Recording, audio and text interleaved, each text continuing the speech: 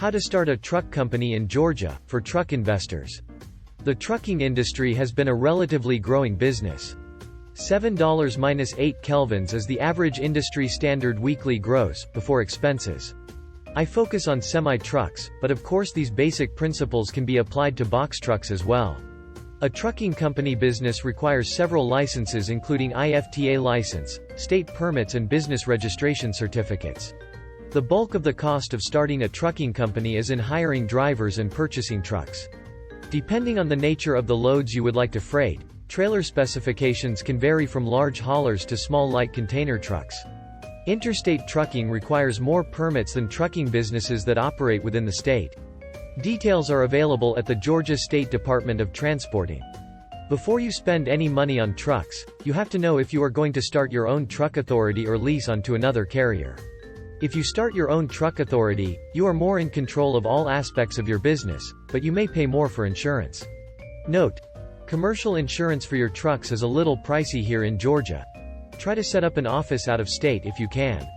You would have to generate your own loads, do your own accounting, etc. If you lease onto a larger carrier, they usually provide you all necessary services, such as loads, dispatch, safety department, accounting, etc.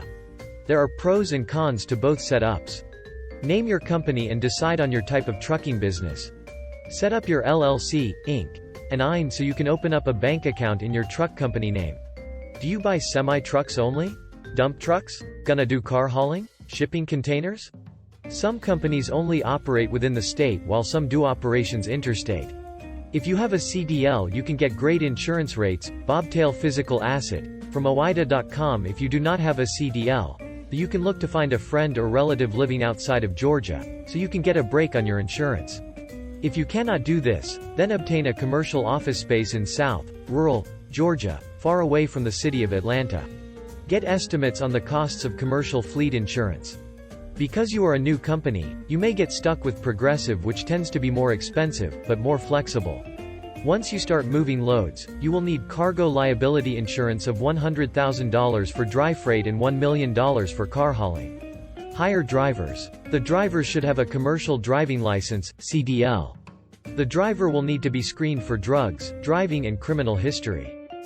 You may also refer to www.fmcsa.gov for any other information, question or application forms that you may need.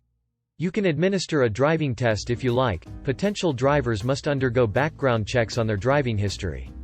Drivers with 1 to 3 years plus experience in driving heavy trucks over the road, OTR, is ideal for the semi-truck business. Promote and grow.